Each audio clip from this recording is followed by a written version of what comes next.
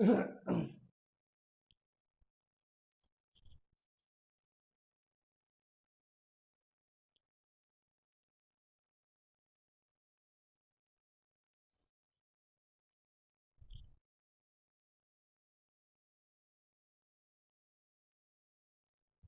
बच्चे, today we have to start the topic Cauchy formula.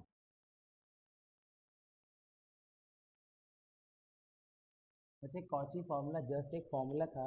Actually हमने जब dispersion पढ़ते हैं तो डिस्पर्जन में हम क्या पढ़ते हैं? डिस्पर्जन में हम पढ़ते हैं कि when the white light is passing through the prism, या बचपन से पढ़ते आए हो, it is split into 7 colours, और जब वापस आते हैं तो आपका स्पेक्ट्रम मिल जाता है। ये क्या बना देता है बच्चे? स्पेक्ट्रम, विबग्योर, है ना। यहाँ पर आपका पूरा विबग्योर बन जाता है। तो why the deviation occur there? Why it is so कि एंगल यहाँ पर व्हाइट लाइट आ रही थी, व्हाइट लाइट से जा रही थी। सबसे ज़्यादा डेविएशन कौन करता है? Violet colour. सबसे कम red colour. Why it is so कि डेविएशन ऑफ रेड कलर कम है, डेविएशन ऑफ वायलेट कलर ज़्यादा है। एक्चुअली कल हमने एक फॉर्मूला ड्राइव किया था, del is equal to mu minus 1 into A. मतलब जितना म्यू ज़्यादा होगा, हाई म्यू, इसका फॉर्मूला क्या है? जितना म्यू ज़्यादा होगा, हाई डेविएशन। जितना रिफ्रैक्टिव इंडेक्स ज़्यादा होगा, उतना ज़्यादा डेविएशन। सेकेंड, अगर आप देखते हैं, high mu high refractive index होता है बच्चे। इसके बाद कॉची ने क्या कहा था? कॉची ने कहा था कि अगर इस प्रिज्म का रिफ्रैक्टिव इंडेक्स म्यू है और इसके अंदर वेवलेंथ लैम्डा है, तो there will be a relation between this mu and lambda, that mu is equal to A plus B by lambda square plus C by lambda की power 4 plus dot dot dot. मतलब इनके हिसाब से अगर हम mu और lambda का graph बनाए तो it is always greater than A. मतलब वो ग्राफ ऐसा सा आएगा। इससे ये बस ये ग्राफ से मुझे क्या पता चला कि higher lambda high wavelength, smaller mu. इस फॉर्मूले, कॉची फॉर्मूले से हमें केवल इतना पता चलता है कि जितना ज़्यादा वेवलेंथ होगा, high lambda high lambda is accompanied by less mu. ठीक है, अब इन दोनों चीज़ों को म्यू मिक्स कर दो। इन दोनों कंसेप्ट को अगर आप मिक्स कर देंगे तो आप देखेंगे बच्चे कि रेड का वेवलेंथ सबसे ज़्यादा होता है। रेड का वेवलेंथ वॉयलेट से बहुत ज़्यादा होता है। कॉची ने कहा जिसका वेवलेंथ ज़्यादा होगा उसका रिफ्रैक्टिव इंडेक्स कम होगा। Mu R is less than mu violet. Red का रिफ्रैक्टिव इंडेक्स सबसे कम होता है, वॉयलेट का सबसे ज़्यादा। रेड का रिफ्रैक्टिव इंडेक्स सबसे कम होता है, वॉयलेट का सबसे ज़्यादा होता है। और अभी हमने एक फॉर्मूला पढ़ा था कल, del is equal to mu minus 1 into A. जिसका म्यू ज़्यादा होगा उसका डेल ज़्यादा होगा, तो डेविएशन रेड का कम होगा वॉयलेट का। तो सबसे ज़्यादा डेविएशन वॉयलेट का होता है। तो ये आपका ऐसा क्वेश्चन कितना पूछता है बच्चे? आपका जब प्रैक्टिकल होगा, examiner may ask you that why the deviation of the violet colour is the maximum. ठीक है, तो ये दोनों लिंक, ये कॉची और जो हमने कल फॉर्मूला ड्राइव किया था, ये दोनों मिलकर हम ये एक्सप्लेन करते हैं कि डिस्पर्जन क्यों होती है।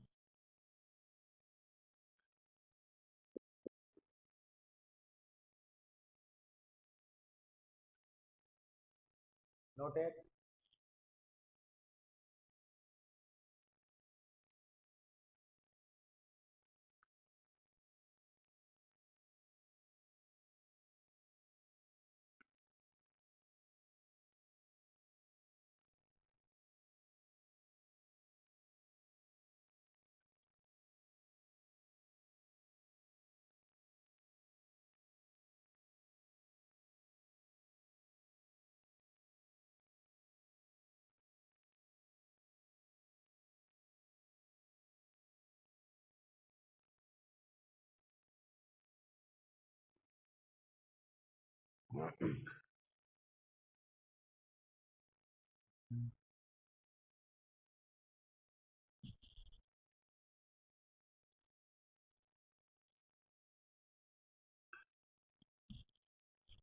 And then rubbing it.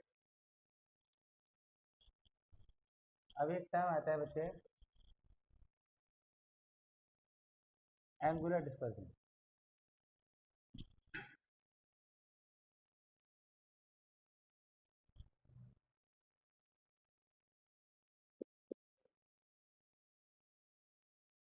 Angular dispersion का मतलब है ये एंगल कितना है, this angle, let it to be theta. ये क्या है, del B minus del R, angle of deviation of violet colour minus angle of deviation of red colour. Del का फॉर्मूला हमने पढ़ा था, कितना था, mu minus one into A. तो you can write it mu V minus one into A minus में mu R minus one into A. ये आ जाएगा mu V minus mu R into A. This is called angular dispersion. ठीक, एक formula होता है बच्चों, लेफ्ट में कुछ है नहीं बच्चे लिखा हुआ, एंगुलर डिस्पर्सन है this dispersive power, dispersive power stand for W।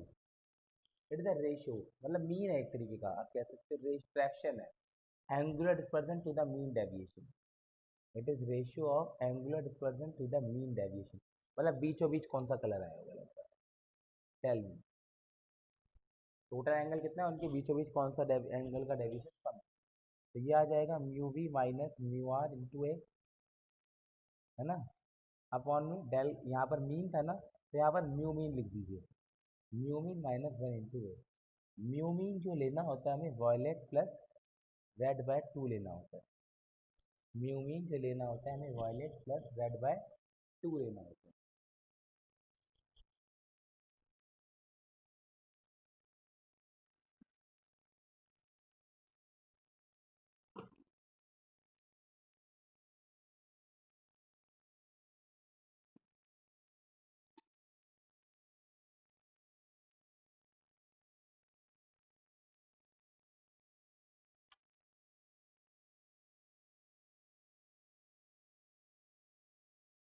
हाँ,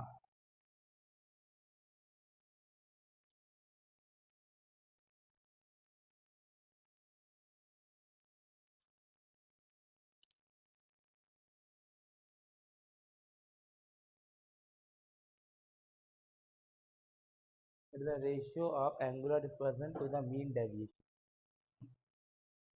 the ratio of angular dispersion to the mean deviation।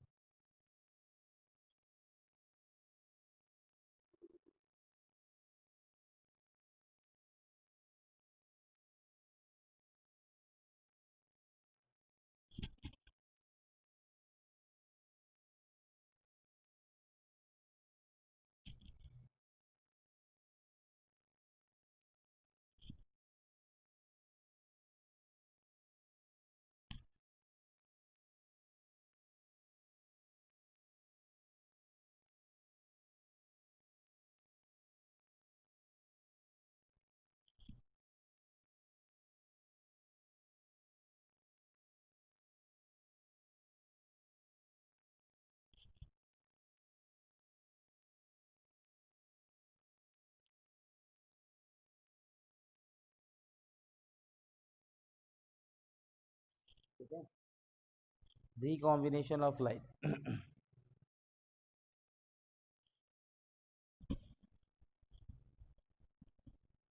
recombination of white light। बच्चे आपने ये तो पढ़ा है कि when the two prism are placed in inverted position, heading है recombination of white light। When the white light passes through a prism, you know that it is split into two parts। When the second prism is placed in inverted position, is placed in inverted position, then these lights combine and give back the white color। White colour की 7 हिस्सों में टूटी है, वापस क्या दीजिए इसमें white light, ठीक है, and give back white colour. This is recombination of white light. ठीक है, व्हाइट कलर की लाइट की 7 हिस्सों में टूटी, सातों के साथ में कंबाइन करके वापस से रेड कलर दे दिया।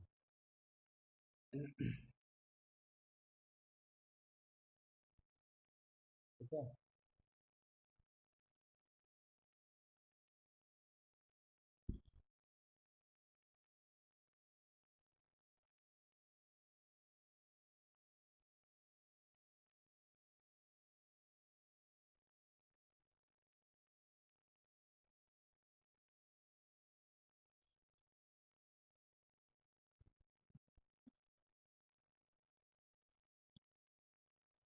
इसके बाद आता है बच्चे स्कैटरिंग।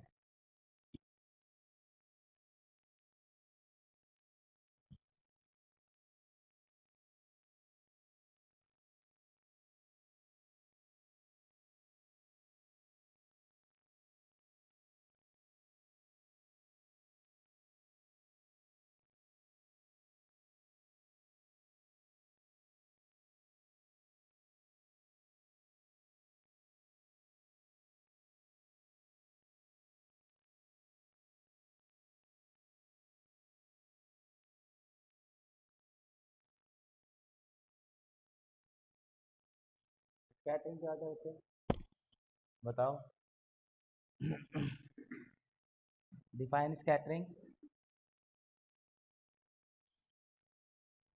बताओ बच्चे, स्कैटरिंग की डेफिनेशन कैसे लिखोगे आप? How will you define scattering?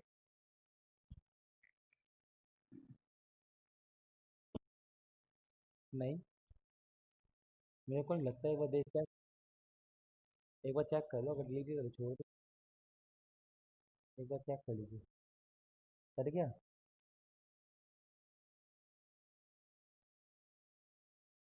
तो ऑप्टिकल इंस्ट्रूमेंट पे आ जाए सीधा।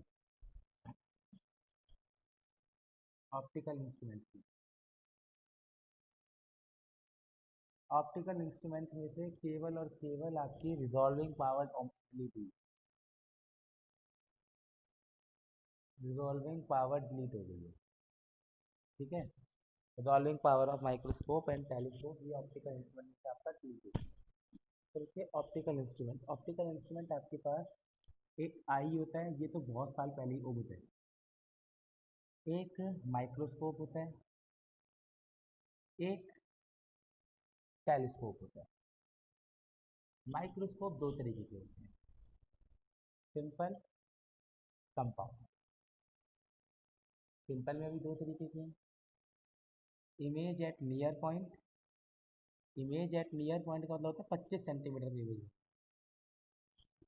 Image at far point, far point कितना होता है? इन्फिनिटी। इसको नॉर्मल, नॉर्मल एडजस्टमेंट क्या देते हैं, ऑल्सो प्रोनाउंस है नॉर्मल एडजस्टमेंट। इसका इसमें हमें डेरिवेशन भी करनी है। इसका जस्ट फॉर्मूला।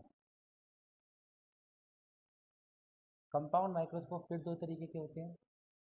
कंपाउंड माइक्रोस्कोप वही दो, ये दोनों थे, image at near point, image at far point. Image at near point 25 centimetre, इसकी डेरिवेशन भी करनी है। इमेज एट फार पॉइंट, इसकी केवल हमें फॉर्मूले करने हैं। इसके हमें क्या करने हैं? केवल फॉर्मूले। टेलीस्कोप दो तरीके के होते हैं, refracting type, reflecting type. Refracting type and reflecting type. Refracting type, reflecting type. Reflecting type दो तरीके के होते हैं, कैसीग्रेन एंड न्यूटोनियन। न्यूटोनियन, ये सिलेबस से ओमिट है। इसके अलावा एक और बढ़िया कम माइक्रोस्कोप भी होता है, इलेक्ट्रॉन माइक्रोस्कोप। ये आज तक का सबसे बढ़िया माइक्रोस्कोप, नॉट इनको, ये सिलेबस में नहीं है। ठीक है, कंपाउंड माइक्रोस्कोप एक एडवांस वर्जन भी आता है, जिसमें हम लेंस की जगह मैग्नेटिक फील्ड यूज़ करते हैं। होता बिल्कुल ऐसा ही है ये, डिट्टो सेम होता है, पर इसमें लाइट की जगह इलेक्ट्रॉन होते हैं और लेंस की जगह मैग्नेटिक फील्ड होती है। ठीक है, हल्का सा डेविएशन का पैटर्न थोड़ा अलग हो जाता है, बस काम ये बिल्कुल इसी की तरह करता है।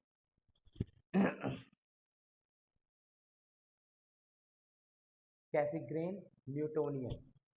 कैसीग्रेन ओमिट है, न्यूटोनियन का केवल डायग्राम एंड एडवांटेजेस, ये सबसे बेस्ट। हाँ, कैसीग्रेन, CASSE, बाकी ग्रेन लिखा है, कैसीग्रेन। ठीक है, फिर रिफ्रैक्टिंग टाइप भी दो तरीके के हैं, image at near point, image at near point. इसका डेरिवेशन करना है मुझे। इसका इमेज एट फार पॉइंट,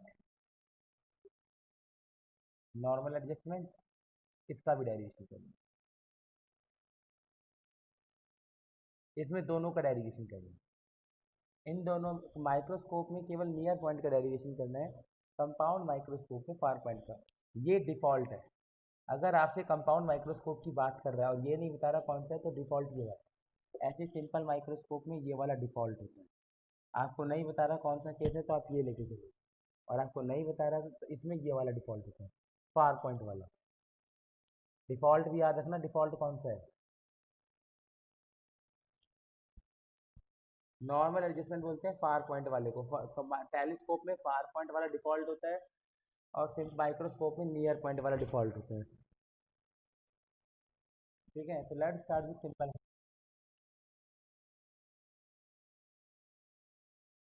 इसमें तो है ही है कि जो ओमीटर कटा हुआ है तो न्यूटोनियन तो ओमीटर लिखा तो है, ये सिलेबस में नहीं है हमारे।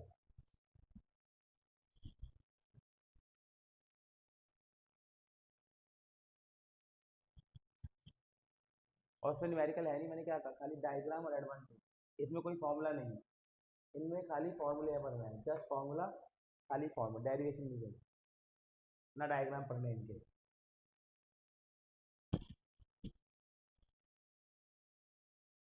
भाई जस्ट इनकी डेरिवेशन नहीं करनी, इन दोनों केस की। एक मिनट देखते, एक मिनट बोल रहा, आप नोट करो, मैं आया।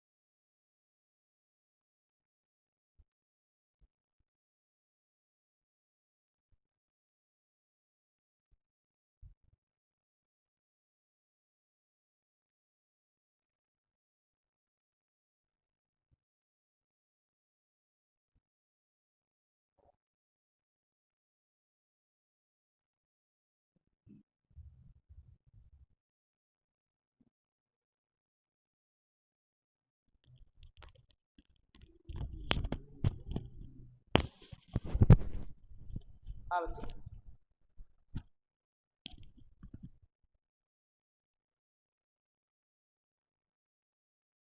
तो आज अब हम स्टार्ट करते हैं simple microscope, image at near point. This derivation we are going to start.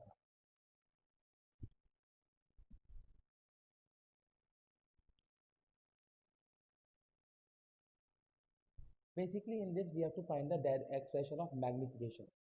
ठीक है, सिंपल माइक्रोस्कोप इज जस्ट, आपने बहुत, आप सबके घरों में होता है मैग्नीफाइंग ग्लास, जिसे डॉक्टर छोटा छोटा लिखा हुआ पड़ता है। सिंपल माइक्रोस्कोप बचपन में स्केलों में छोटा छोटा साइड में गोल गोल सा लगा हुआ आता था, वही सिंपल माइक्रोस्कोप है। सिंपल माइक्रोस्कोप कुछ नहीं होता, बस एक मैग्नीफाइंग ग्लास होता है, यानी कि कॉन्वेक्स लेंस, यानी कि कॉन्वेक्स लेंस ही होता है, जिसमें object placed between pole and focus, object between pole and focus, बस ये खत्म हो गया। अब हम पढ़ रहे हैं image at near point. Image at near point का मतलब है, भाड़ में जाए पहले डायग्राम बनाइए। डायग्राम बनाना ढंग से देखना, बाद में डायग्राम बनेंगे नहीं। ऑप्टिक सेंटर, फोकस, ऑब्जेक्ट कहाँ रखना है, between pole and focus, optic centre and focus. ठीक है, ये ऑब्जेक्ट यहाँ रखा, जो लाइट सीधी गई वो कहाँ से पास करती है, फोकस से। ये डाइवर्जिंग बीम में कभी नहीं मिलेगी, तो ये इमेज कहाँ बनाएगी, कहीं ना कहीं पीछे बना देगी। ये इसकी इमेज बन गई। A B is the object and A one B one is the image. Easy, simple diagram है, तो कोई सही नहीं। यहाँ पर हम पढ़ते हैं एंगुलर मैग्नीफिकेशन। नॉर्मल मैग्नीफिकेशन होती है HI/HO, वो हाइट की मैग्नीफिकेशन होती है। यहाँ पर एक टर्म आती है एंगुलर मैग्नीफिकेशन। एंगुलर मैग्नीफिकेशन होती है एंगल्स की ratio, beta by alpha. Beta क्या होता है? Angle made by image to the angle made by object, angle made by image to the angle made by object. ठीक है, क्या होता है बच्चे? Angle made by image to the angle made by object, लेकिन एक लिमिटेशन है, when both are at 25 centimetre. D stands for, D का मतलब होता है least distance of vision, least distance of vision मतलब 25 सेंटीमीटर नियर पॉइंट। अब हम क्या करते हैं बच्चे, देखो हमें चाहे बीटा पढ़ना है चाहे अल्फा पढ़ना है, 25 सेंटीमीटर पे ले जाना पड़ेगा ऑब्जेक्ट और इमेज दोनों। बोथ का मतलब कौन है यहाँ? Object and image, object and image. अब चलो मैंने इमेज को अगर 25 सेंटीमीटर दूर सेट भी कर लिया, इमेज को मैंने 25 सेंटीमीटर दूर सेट भी कर लिया, तो ऑब्जेक्ट क्यों ना 25 सेंटीमीटर पर है। यहाँ पर भावना समझना, इमेज को तो मैंने 25 सेंटीमीटर दूर सेट कर लिया, कैसे ना कैसे करके इमेज इज नाउ 25 सेंटीमीटर मान लिया मैंने, ठीक है। लेकिन ऑब्जेक्ट को 25 सेंटीमीटर पे कैसे लाऊं? मैं माइक्रोस्कोप चाहे सिंपल हो चाहे कंपाउंड हो, चाहे कोई सा भी केस हो, मैं माइक्रोस्कोप की मैग्नीफिकेशन तभी निकाल सकता हूँ जब ऑब्जेक्ट और इमेज दोनों 25 सेंटीमीटर पे हो, या मैं अपने आप मान लूँ।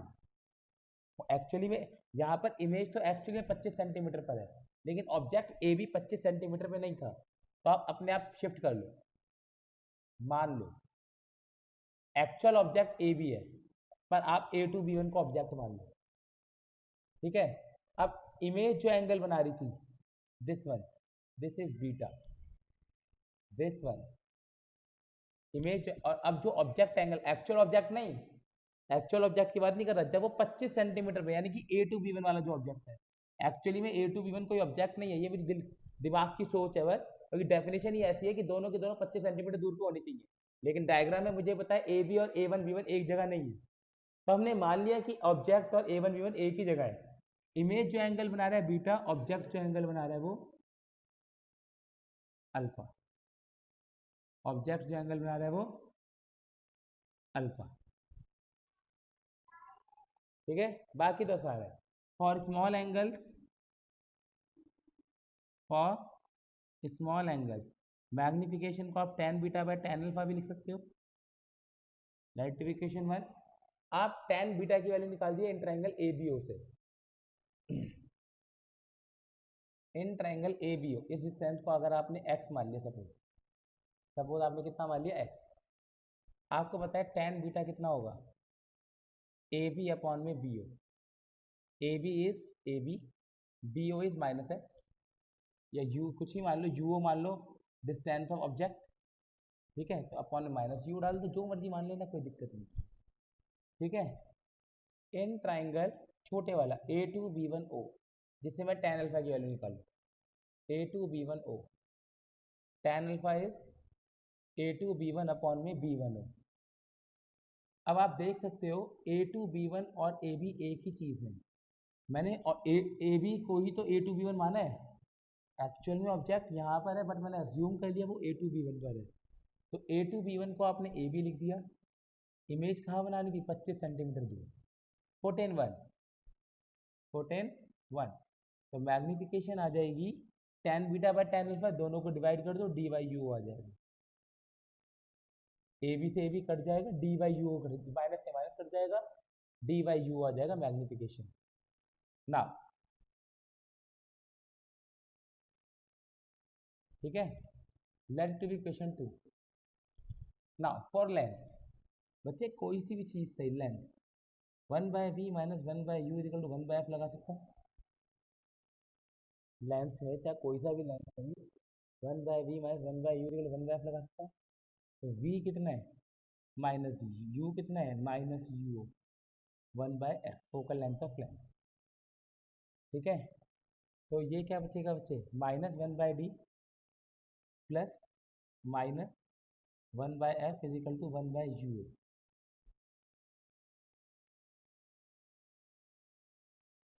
ठीक है, तो मैग्निफिकेशन क्या थी, d/u। तो यहाँ पर d तो था ही नहीं ऊपर, multiply by d, multiply by d क्या जाएगा, -1 माइनस d/f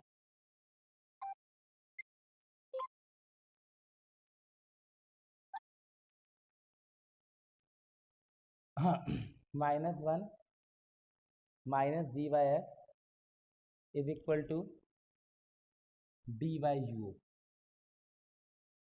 ठीक है, hi Ram, hello, hello,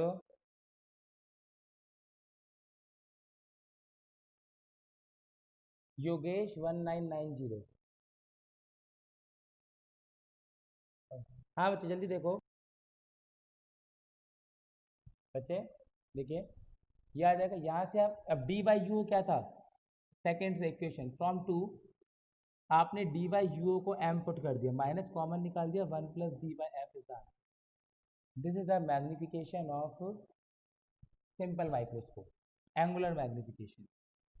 numericals में ये बात ध्यान रखना, कोई सा भी ऑप्टिकल इंस्ट्रूमेंट हो, उसमें अगर मैग्निफिकेशन से जो फॉर्मूला आएगा उसमें साइन कन्वेंशन यूज नहीं करना। In optical instrument, only optical instrument की बात कर रहा हूँ, in optical instrument, in formula of magnification, in formula of magnification don't use any sign convention, in formula of magnification don't use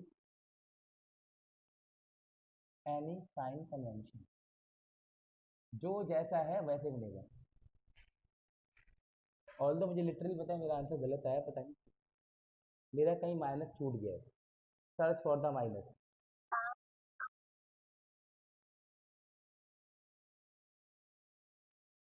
हाँ तो ये माइनस जी 1/u चल रहा है ना, ये माइनस चल रहा है, अब ठीक आएगा, वो माइनस एंड में कट जाना चाहिए था,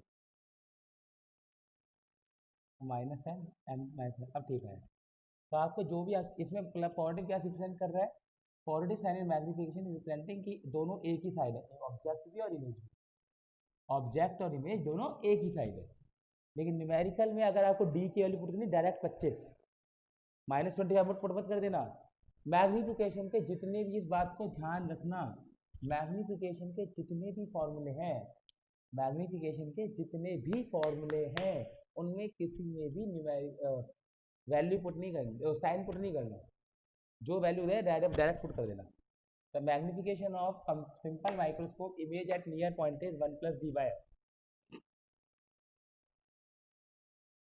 डन, नोट हो गया बच्चे,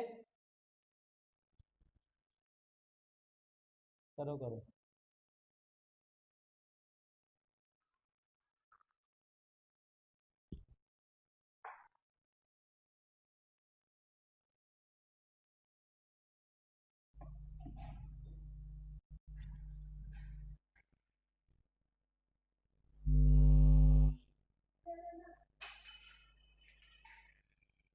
काजल,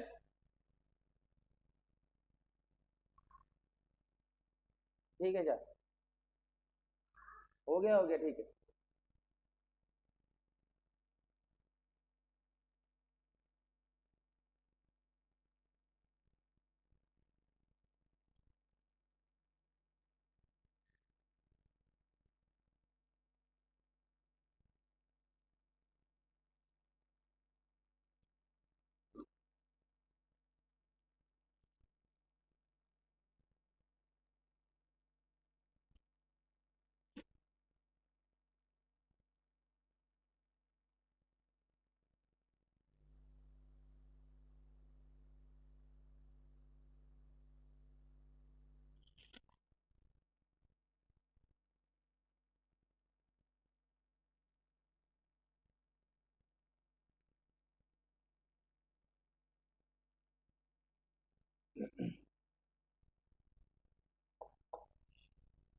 Should we come to infinity? Yes or no?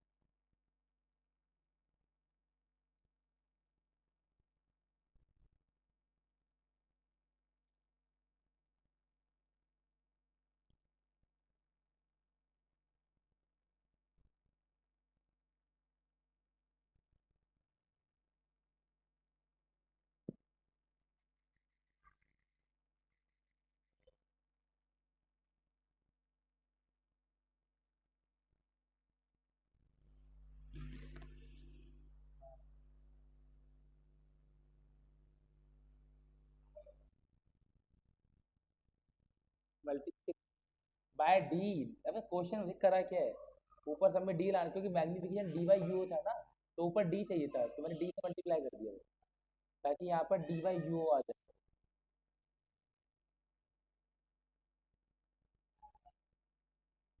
तो मैग्नीफिकेशन आ गई 1 + dy। तो इसको आप डायरेक्ट भी याद रखना कि when the object is placed in between optic center and focus, the magnification is 1 + dy।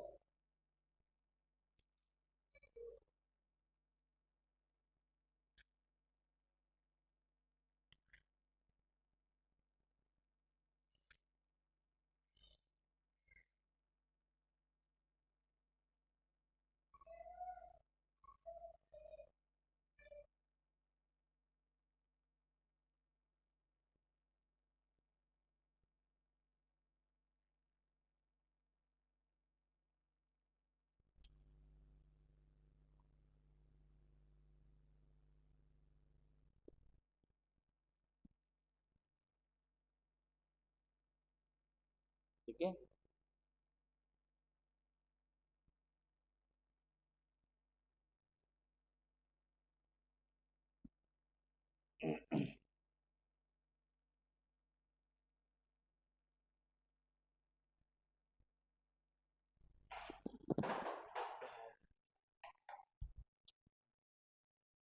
देखिए बच्चे, image at far point, image at far point. बच्चे इमेज फार पॉइंट का मतलब इमेज इन्फिनिटी में बनानी है। When the image is formed at infinity, general बात, image infinity पे कब बनते हैं, जब ऑब्जेक्ट कहाँ हो, फोकस पे। When image is at far point, यानी कि ऑब्जेक्ट कहाँ पर होगा, फोकस पे। बस, यानी कि यहाँ पर यू एफ ओ के बराबर है।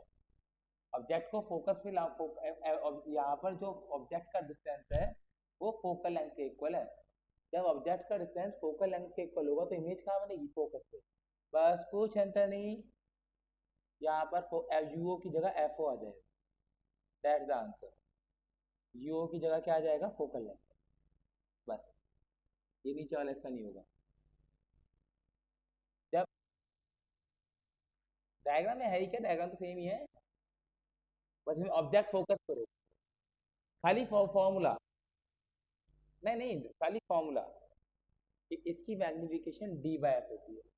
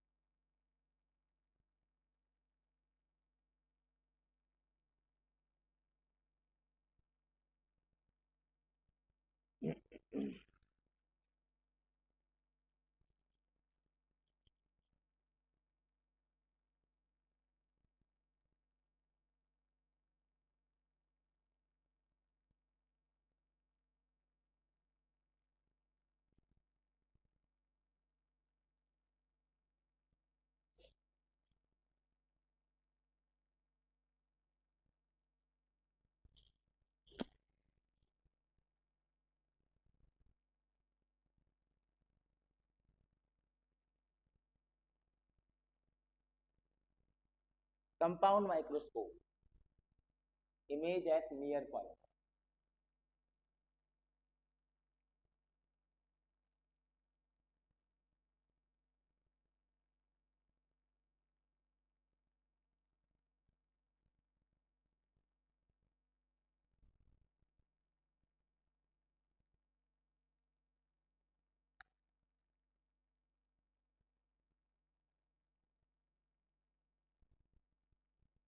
I am rubbing it.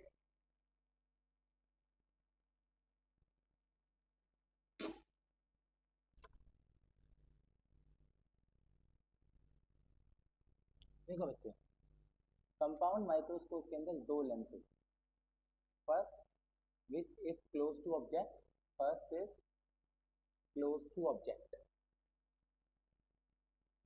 इसको हम कहते हैं ऑब्जेक्टिव। जो ऑब्जेक्ट के पास लेंस होता है उसका उसका नाम क्या होता है बच्चे, objective lens. First is close to object and it is called objective lens. Second is close to image, is to eye, eye कह दीजिए, क्लोज टू आई, जहाँ से आप देख रहे हो, इसको हम कहते हैं I P. What is called I P, जहाँ से आप देख रहे हो। The distance between the two lenses is called length of view, L. L stands for distance between two lenses and it is also called length of view. It is also called length of view. ठीक है, इसमें जो objective lens होता है, जो objective lens होता है उसका स्मॉल एपर्चर, एपर्चर का मतलब होता है size, small size, less, least focal length. जो आई पीस होता है उसका large aperture, large aperture, focal length of eyepiece is slightly greater than FO, is slightly more than FO, but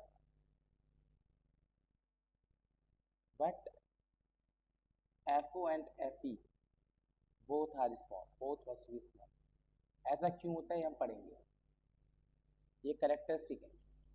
objective lens जो है इसका साइज छोटा होना चाहिए, फोकल लेंथ बहुत कम होनी चाहिए। आई पीस जो है उसका साइज बड़ा होना चाहिए, फोकल लेंथ छोटी होनी चाहिए, लेकिन छोटी में भी ऑब्जेक्टिव लेंस से ज़्यादा होनी चाहिए। ठीक है, सपोज ये 3, ये 3.5 दोनों छोटे हैं। ठीक है, तो देखिए बच्चे इसका डायग्राम कैसे बनेगा। डायग्राम बनाने की देखा, अगर बिना देखे बनाओगे तो बना नहीं पाओगे। पहले ही आप एक लेंस बनाओ, लेंस पतले पतले ऐसे मत बना देना लेंस ना, पतले पतले जीरो साइज। इसका कुछ फोकल लेंथ मान लो, दोनों तरफ सेम डिस्टेंस है, F O, this is C one, centre one.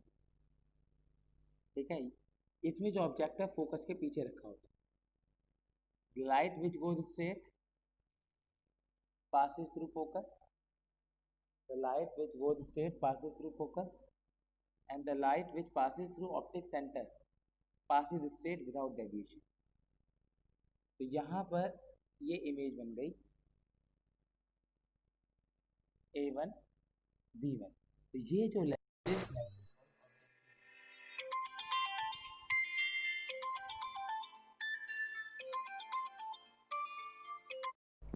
Hello. हाँ बच्चे, मैं मैसेज कर दूंगा, मेरी क्लास चल उसके बाद कर दूंगा मैं।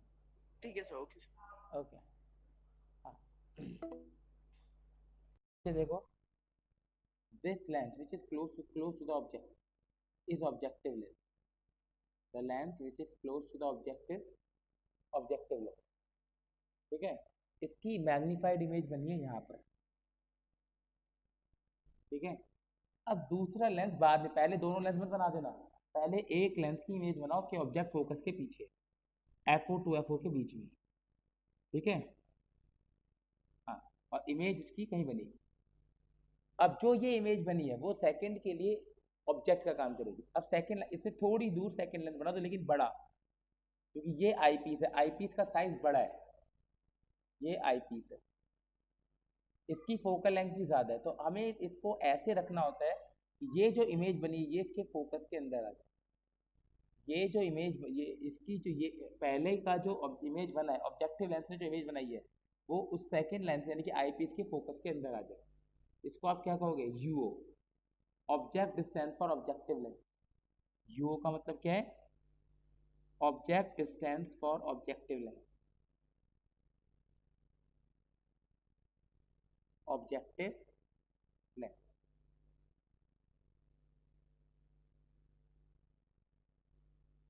इसने जो इमेज बनाई उसकी दूरी VO, image stands for objective lens.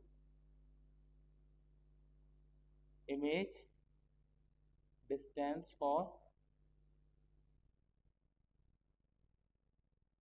Objective lens.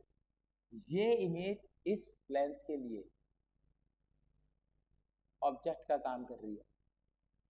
ये जो इमेज बनी है यानी कि UE stand for object stand for objective IP. UE stand for object stands for IP. Distance of eyepiece. ठीक है. अब यहाँ से देखो ये इसकी फोकल लेंथ थी, ये C2 पॉइंट है, ये फोकल लेंथ. जो लाइट सीधी गई इमेज बनाओ बच्चे फोकस के पास जो C सेंटर पे जा रही है. ये अब ये डाइवर्जिंग बीम है, यहाँ से आप सपोज में देख रहे हो तो ये आँख के पास है ना. जो लेंस आँख के पास है, जो लेंस आँख के पास है, ठीक है, वो आईपी. अब ये इमेज कहाँ बन गई बच्चे देखो, कहीं भी बना मिला देना इसे, जहाँ तुम्हारी मिले, इसके पीछे मिले, यहाँ मिले, यहाँ मिले, यहाँ जहाँ मिले आराम से वहाँ मिला देना इसे. कोई टेंशन मत लेना मिलाने के लिए, जहाँ मिल रही हो ये इमेज बना लो. ये इमेज बन गई.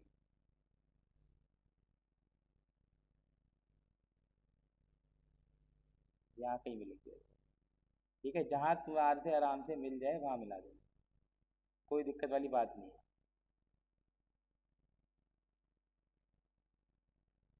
ठीक है. ये हाईली मैग्नीफाइड इमेज बन गई. बन गई नहीं बन गई. अब इसकी दूरी कितनी है. कंडीशन क्या होती है माइक्रोस्कोप की, image and object both must be at least distance of the. ठीक है. या हम इसे ऐसा सेट करते हैं ये जो इमेज बने ये 25 सेंटीमीटर दूर बने.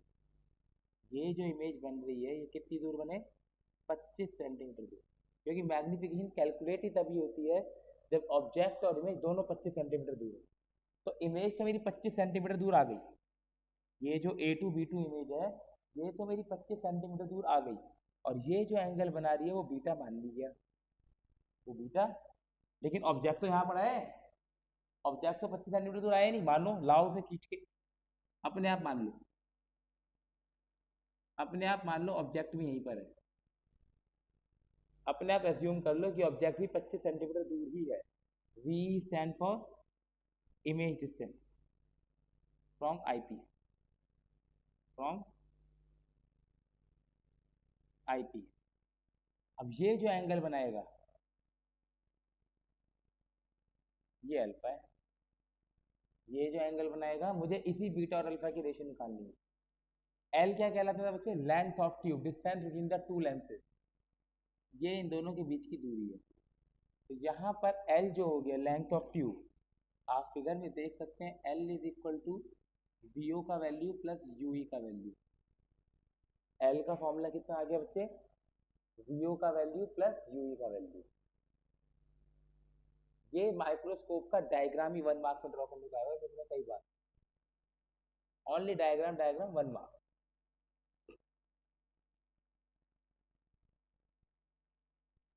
ठीक है. कंसेप्ट कुछ नहीं है, बस दो इमेज फॉर्मेशन को मिक्स कर दिया. इजी सी बात है. मैग्निफिकेशन कितनी आएगी, मैग्निफिकेशन की बात करें तो वही beta by alpha.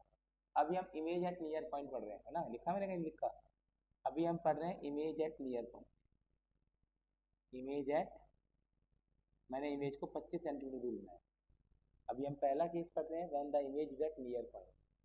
Magnification beta by alpha, ten beta by ten alpha. Condition वही, object and image both are at 25 centimetre. ठीक है. तो इसको फर्स्ट क्वेश्चन मान लीजिए, from triangle A2B2C2, A2B2C2, tan beta is A2B2 upon B2C2, A2B2 upon B2C2. ठीक है. And in triangle A3B2C2, A3B2C2 tan alpha आ जाएगा A3B2 upon B2C2, A3B2 upon B2C2। Magnification थी बीटा बाय अल्फा, है ना, tan beta by tan alpha. तो put in one, इन values को वन में पुट कर दीजिए। सर tan बीटा क्या है?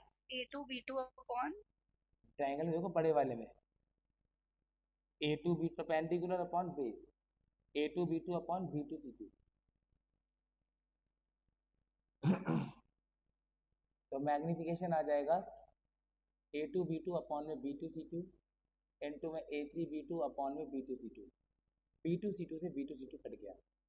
मैग्निफिकेशन आ जाएगा A2B2 अपॉन में, ये हमारी एंगुलर मैग्निफिकेशन है, ये जो हम मैग्निफिकेशन निकाल रहे हैं ये एंगुलर मैग्निफिकेशन, A2B2 अपॉन में A3B2। ठीक है, अब ये कुछ बना नहीं, A2B2 ये है, A3B2 ये है, लेकिन अब देखो A3B2 तो ऑब्जेक्ट ही था, मैंने अपने आप मान लिया था, लेकिन मुझे पता है A3B2 मेरा ऑब्जेक्ट ही है, यानी कि AB। फिगर में देखोगे AB ऑब्जेक्ट था, मैं तो जबरदस्ती सबसे सेंटीमीटर दूर ले गया। तो ये आ जाएगा मैग्निफिकेशन A2B2 अपॉन AB, ये भी कुछ नहीं बना। A2B2 इस आई पीस की इमेज है, AB इसके लिए ऑब्जेक्ट है, दोनों में रिलेशन ही नहीं आ रहा। तो रिलेशन लाने के लिए मल्टीप्लाई एंड डिवाइड, बीच में कॉमन कड़ी कौन है? A1B1। A2B2 इसकी इमेज है, AB इसका ऑब्जेक्ट है, इनको जोड़ने वाली कॉमन कड़ी कौन थी? A1B1, वो मिसिंग है, तो उसे जबरदस्ती लाओ, multiply and divide by A1B1। Magnification आ जाएगा A2B2 अपॉन A1B1 इंटू में A1B1 अपॉन में AB। Focus in the figure, you will get कि A2B2 अपॉन A1B1 क्या है। A2B2 is the image for the eyepiece, A2B2 is the image for the eyepiece and A1B1 is the object for the eyepiece, is the object for the eyepiece। हाँ या ना? HI/HO क्या बन गया? Magnification of eyepiece, linear magnification होती है into में। ठीक है, समझ आने नहीं आ रहा? ऐसे ही अगर आप इसको पढ़ोगे तो ये ऑब्जेक्ट है ऑब्जेक्टिव लेंस के लिए, ये इमेज हो गई ऑब्जेक्टिव लेंस के लिए, फिर A1B1 अपॉन AB क्या बन रहा है? HI/HO। तो मैग्निफिकेशन HI/HO होती है, HI/HO होती है ना? तो A2B2 upon A1B1 magnification of eyepiece बन गई, A1B1 अपॉन में AB magnification of objective lens बन गया। तो ये 50% डेरिवेशन होगी magnification. Now let it to be equation 2। ठीक है, इसमें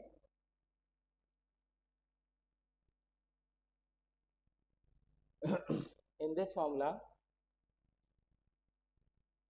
for objective lens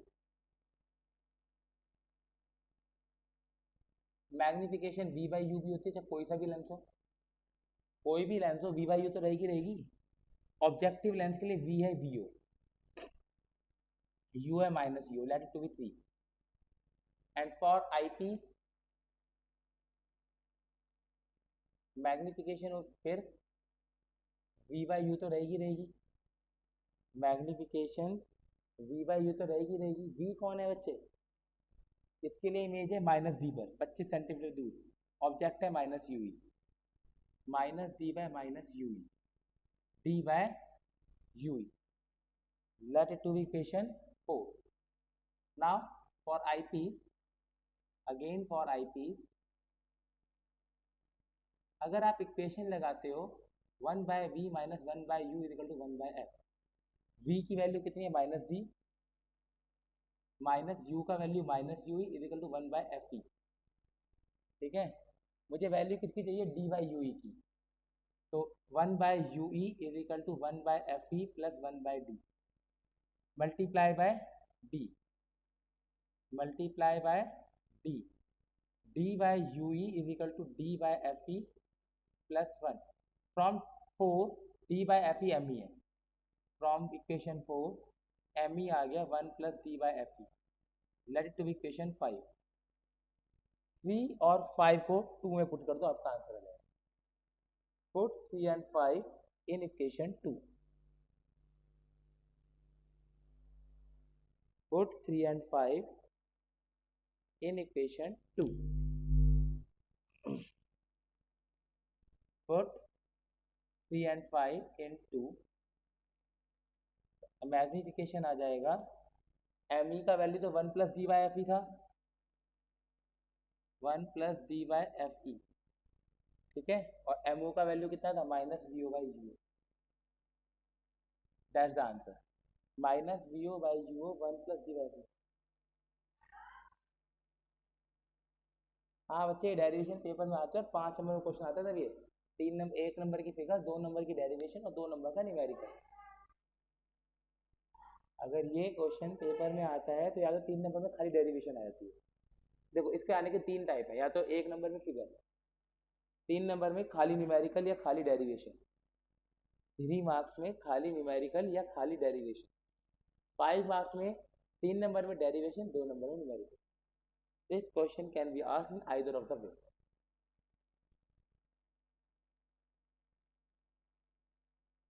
यहाँ पर माइनस क्या रिप्रेजेंट कर रहा है कि इमेज उल्टी बनी, आपको दिखाई दे रहा है ऑब्जेक्ट ऊपर था, फाइनल इमेज नीचे बनी, माइनस तो आने की।